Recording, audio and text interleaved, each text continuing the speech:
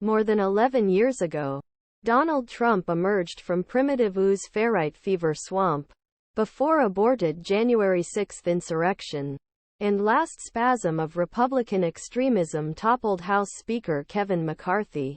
Two eminent political scientists, Thomas Mann and Norman Ornstein, they put their finger on core increasingly dysfunctional U.S. politics. Republican Party.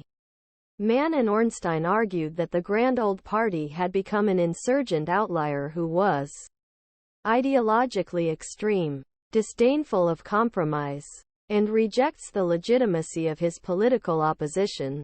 11 years later, the enfant terrible of American politics has somehow become unimaginably evil.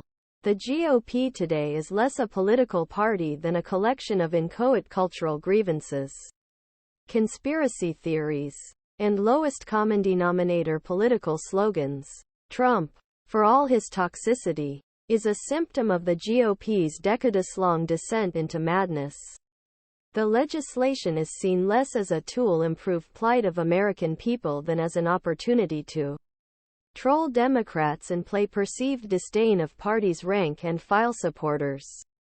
But Republicans' indifference to ministration is perhaps the least of the party's pathologies. By blindly supporting Trump and his MAGA supporters, they have strengthened a political movement that is increasingly pushing the limits of the U.S.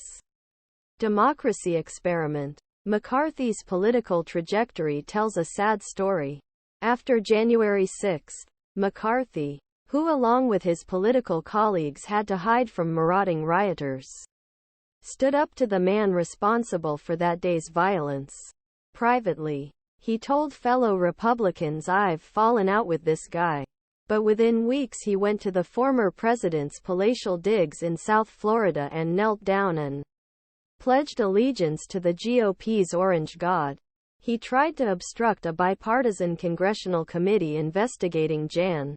6 and has aligned himself with conspiracy theorists who continue to spread lies about the 2020 election. Earlier this year, he capitulated to Republican extremists and announced an impeachment inquiry into Joe Biden, even though there was no evidence that the president had committed any impeachable crime.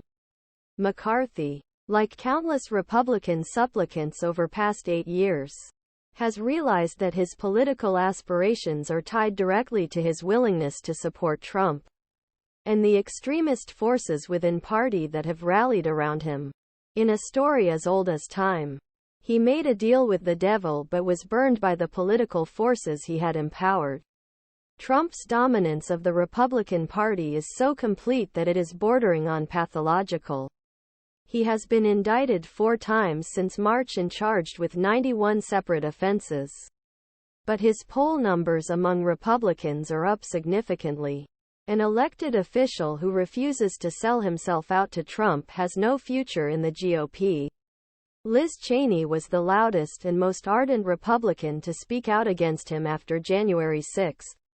His reward: McCarthy orchestrated his removal from the GOP House.